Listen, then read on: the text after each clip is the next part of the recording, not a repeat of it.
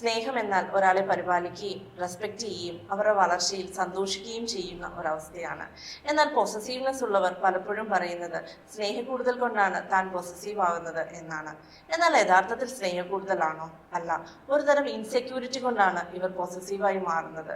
തന്റെ പാർട്ട്ണറാൽ താൻ ഉപേക്ഷിക്കപ്പെടുമോ എന്ന ഭയം കാരണം പാർട്ട്ണറിൽ കൂടുതൽ ക്ലിങ് ചെയ്യുന്ന ഒരവസ്ഥ. പാർട്ട്ണറിന്റെ ബൗണ്ടറി കടന്ന് അവരുടെ മൊബൈൽ ചെക്ക് ചെയ്യുക, അവരുടെ ലാപ്ടോപ്പ് ചെക്ക് ചെയ്യുക, അവരെവിടെ പോകുന്നു, എന്ത് ചെയ്യുന്നു എന്നൊക്കെ നിരന്തരം നിരീക്ഷിച്ചുകൊണ്ടിരിക്കുന്ന ഒരവസ്ഥ.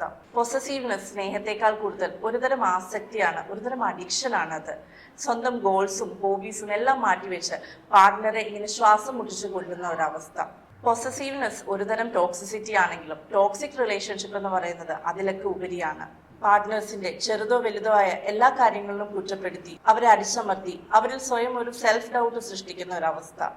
എപ്പോഴും താനാണ് ശരിയെന്ന് നിരന്തരം വിശ്വസിക്കുകയും മറ്റേയാൾ റിലേഷൻഷിപ്പിൽ ഒട്ടും എഫേർട്ട് ഇടുന്നില്ല എന്നും മറ്റേയാൾ റിലേഷൻഷിപ്പിൽ ഒരുപാട് പ്രോബ്ലമാറ്റിക് ആണെന്നും അവരെ തെറ്റിദ്ധരിപ്പിച്ചുകൊണ്ട് അവരിൽ ഒരു നിസ്സഹായത സൃഷ്ടിച്ചുകൊണ്ടിരിക്കുന്നു.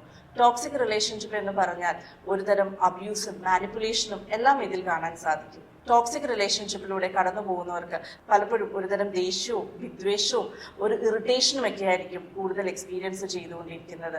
നിങ്ങളുടെ റിലേഷൻഷിപ്പ് യഥാർത്ഥത്തിൽ ട്രൂ ലവ് ആണോ, അതോ ഒരു പോസസീവ് ലവ് ആണോ, അതോ ഒരു ടോക്സിസിറ്റി ആണോ എന്ന് തിരിച്ചറിഞ്ഞ് അതിൽ വർക്ക് ചെയ്യുന്നത് നല്ലതായിരിക്കും.